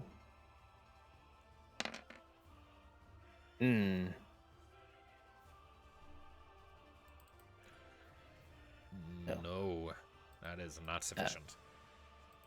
You sort of you jump up to attack at it again, sort of reaching for one of its talons, but it sees you coming this time and it sort of kicks at you, and you barely catch the attack with the flat of your blade, and it pushes you back into the ground. You slide back a bit, but you are unable to get an attack in. Being very annoyed at the quills, and it most certainly has ruined her robes, or at least made a whole lot of cut in them. Rhonda is going to throw even more ice at it. I should have taken from the heavens. That could have given us flight. All right, Very so nice.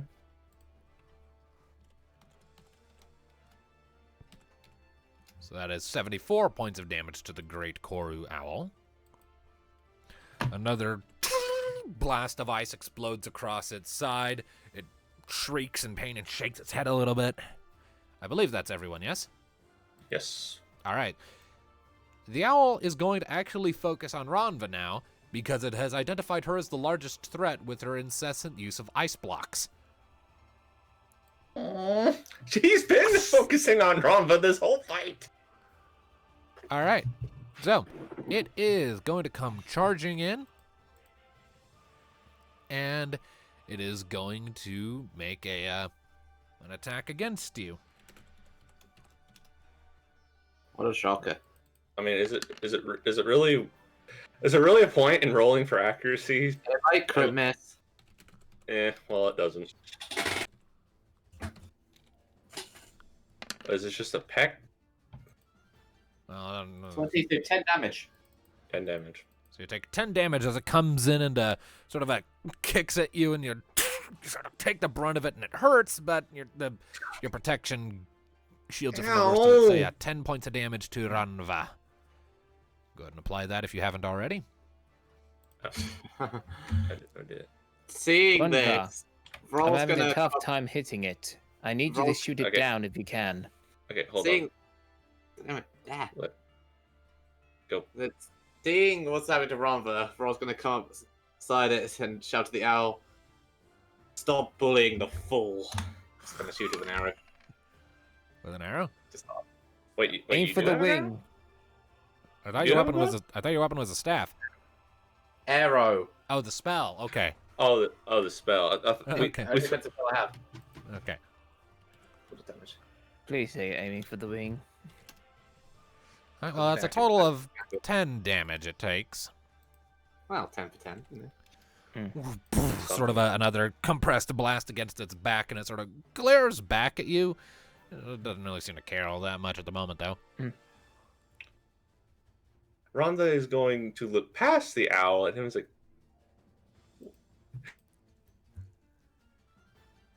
"What did you say to me?" And not Yes. that, try to use your ice to freeze its wings or something. Get it closer to the ground if you can. I need to get a clear hit on it. That's not how this works. That's not how this combat system works. Yeah, I'm afraid we can't I'm afraid we can't do that. We have no ability to. If we had gravity, we could do it, but we don't. Well, she's shooting Uh, ice. no. I'm just saying. Well, again, that's not quite how this works. But yeah.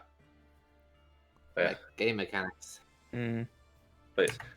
Pouting at damn it, I still don't have the name quite right. Viral? Yep. Pouting at Viral, she's going to charge up another deal of ice on her staff and yuck it at the owl. Alrighty. Seeing the opportunity of the owl being staggered, he's probably going to try and go for another swing in. Alright. Well, considering I'm the biggest threat right now. It's a fucking 10. It's a 12. So you gotta get into melee range. Which is, I did do the measurements. So you come charging in, that will hit. Go ahead and roll damage.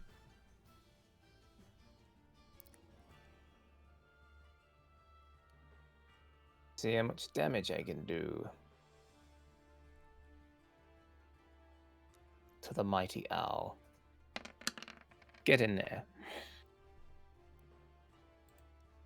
Alright.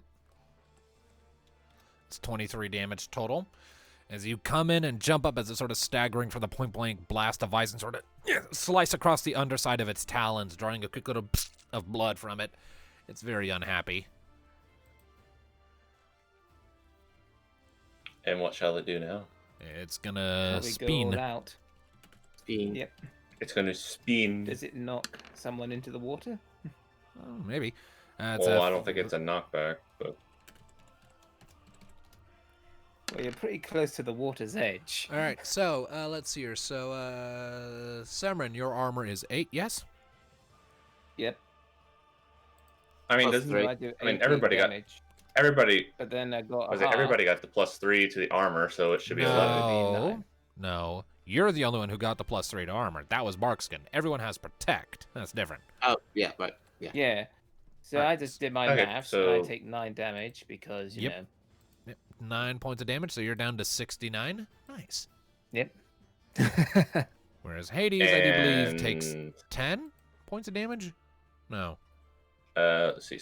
No, let's see. Here's 7, 19, and No, you also divide take 9. this. Yeah. 9. I also take 9. 9. Ew! And do I get knocked into the water or Make an opposed force check. But make a post first? Doctor, she had to say something. Well, to be fair, we do get knocked back a bit from it. I mean, I did. you failed. Ow. Sploosh. Into the water we go. Oh, But for luck you're not a cat. You're good. roll sing us in. Oh, for goodness. You Finish help it. her. I got this. Oh, he's firing another arrow. Because it's also the Alright. whole finish it. Down.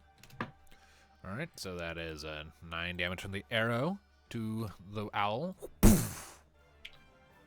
Still up. And damn it, his token's in the way. I can't see it. The last It's still alive, ain't it? Yeah, it's got a bit of HP left. Is it? Hold on, Darkness. Can I do something really funny for the last hit? Go on then. So, as you all saw Rhonda fall into the water, she slowly surfaces. Notices. It's like waist deep. No, I imagine she initially landed on her ass, though. I mean, yeah, she still got wet. She slowly gets up, notices her hair is now all wet, slowly goes to glare at said owl,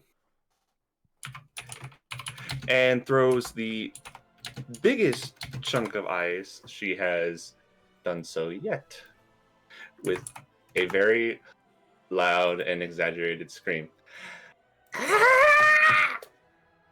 Okay. So, I'll do it. you plunge your hands down into the water, and the rest of you just kind of see like the water around Ronva's hands, in between them, just immediately freeze. So she just kind of lifts this big ol' like homemade insta-cook glacier out of the water, pitches back, loses balance, bounces on one foot for a second, and then just yucks it at the owl. It turns back on to face it, and the glacier slams into its face, sort of shakes its head as it takes the full damage from that, and then sort of and then it flies up and lands back here.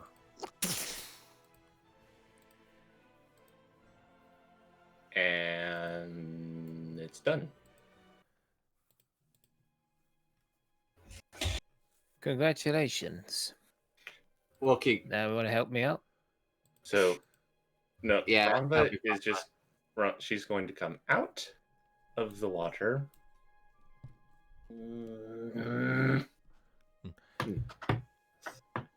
The owl's breathing heavy.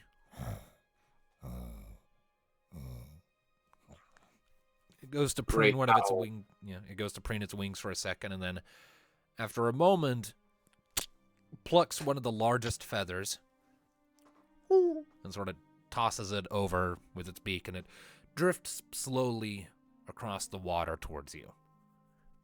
Since you got the final hit on it, you want to take it back? And I mean, you deserve it. Go on. Oh. While they're busy debating, Roll just moves to catch it. All right, so the feather lands in your hand.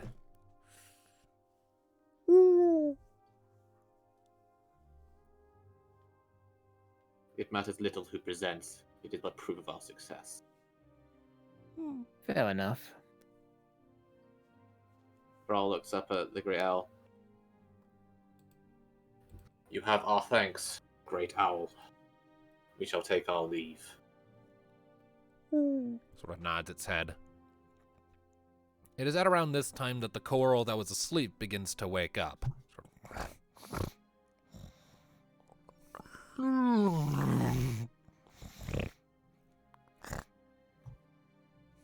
And just sort of stalks off over here. Seems kind of annoyed, honestly. Though it doesn't seem Right. bothered by its buddies being dead. Brawl ignores it, it's just walking off. All right. May you find a peaceful resting place. All right. Ronva just follows him, fussing over her hair. All right. As you step out of that clearing, night falls. It was like twilight when you arrived, and so as you're walking out, the sun is finally set and the stars are coming out overhead. You eventually get to the edge of the plateau, sort of licking your wounds, so to speak, working the stiffness out of your muscles, and all making an awareness check. You don't want to do, but you don't give me a chance.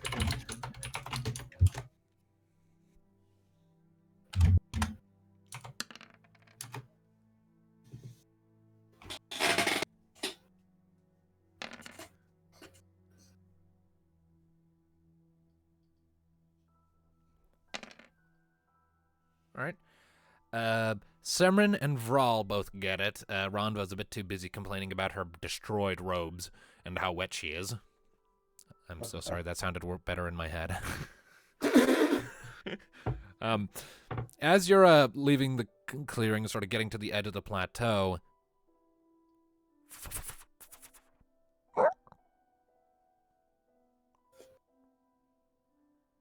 That Sort of- thing again. your ears sort of twitch, and you go and you look up, and you see the quality-eyed bird up in one of the up on one of the branches, sort of watching you. It yet remains. Let's just ignore it And go it goes and home. flies off. It is of little consequence. Isn't it It's almost kind like of it's perished watching soon the enough? process. Either that's just curious. little for its intent, because it does not interfere with, so long as it don't interfere with ours. Says the one who is up for a fight. I am always ready to kill them. But alas, we have our orders, as you yourself have so often pointed out. True. But the only reason why I'm decided to go along with you lot because our goals are kind of similar. Then you should have no problem seeing to their conclusion, Semran. Indeed. As long as Wow. you don't go on a killing spree. Wow, you actually said his name? I do not understand the implication, Rhonda. Character growth. Wow. You actually said my name. He turns around and starts walking again. All right. So, I mean, you're right I at the edge, so you just turn and start climbing down the cliffside. Well, besides misery remembering our names, I have to admit, the first day I've ever decided to go along with anyone actually went pretty okay. Okay. Well, you did kill one of the creatures we faced. Just look at my robes. Look at my hair. They can be redone. You are a mage with a keen love of fire. Besides, don't you I- have any magic to, I don't know, fix yourself up? You are a mage of a keen love of fire. I'm so sure you could accidentally dry yourself. Fire is one thing. But I can't just dry all these holes. Look at this.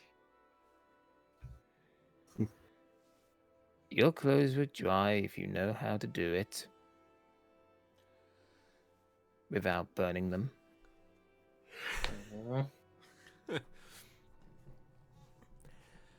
right. But anyway, I think you should get some rest. You've been I- hit a lot. I'm not sure the rest. I think we're just moving. We're going back. Oh. It's up to you if you want to move through the night or not. Yeah, it's nighttime. I mean, don't get us wrong, we have succeeded, yes. But I wish not to test our luck even further. Let's just And let rest us up our retreat behind the wounds. safety of the nearby city walls and rest within the wilderness where all manner of creatures lurk. Yeah, for Well, once I'm with the grump. I don't feel like being out here. I need a bath. Luxury is what you seek. Very well then. So you descend from the plateau where the Koro Owl tested your might and continue on your return journey to Krita Nama. You push your way through the night. The forest is quiet around you, but for a mercy, the more dangerous inhabitants of the woods seem to be just perfectly content to leave you be, so long as you leave them be. You follow back the path you originally took to find the owl, and after another several hours of travel, you eventually come out onto the highway connecting the various Somlanan cities and find Kritanama waiting for you where you had left it. You guards have swapped out and the streets have quieted as you approach. They nod at you as you enter, and I assume you're making your way directly back to the training courtyard? Look, I mean, my character is, because have you met the dude? All right. He's a straight shooter. Yep. Rhonda also follows because she just wants to get it over with so she can go home. Go home, put on some new clothes. Yep. So, you make your way back to the courtyard that you had left from earlier. And when you arrive, you only find Rhina there, the Watcher trainer, sitting cross-legged on the raised platform, seemingly in a state of a personal meditation. And you actually recognize this pose, Vral, as usage of the ability Eternal Wind. What's she doing? Hold on, I just need to look in the watch list to see what that does. Yeah, for a lore explanation, and you'll all know this, the Viera have, as part of their spirituality, this belief in something called the eternal wind, which is this sort of intangible, non-physical flowing of the currents of the world's energy. The ether, if we want to borrow the word from Final Fantasy XIV, its ebb and flow is somewhat perceptible to a trained Viera, and indeed, they have a special instrument in their capital, some ways to the south and west, called the Eternal Harp, made up of hundreds of different strings that all have different tones and notes and sounds that are not allowed under any circumstances to be touched by mortal hands. The strings pluck themselves, presumably in response to the wind, and trained sages and monks can interpret the meaning from those plucks to predict the future to a limited extent or understand events going on far away in the world. It's all in response to the shifting of the ether. While very deep readings can be gleaned from the heart, trained watchers and sages of the Viera, with enough time and practice, can learn to listen to the wind on a more surface level to glean gentle information. They can't predict the future, they can't necessarily learn of specific details, but they can get inclinations and gentle feelings of things outside of their usual ken.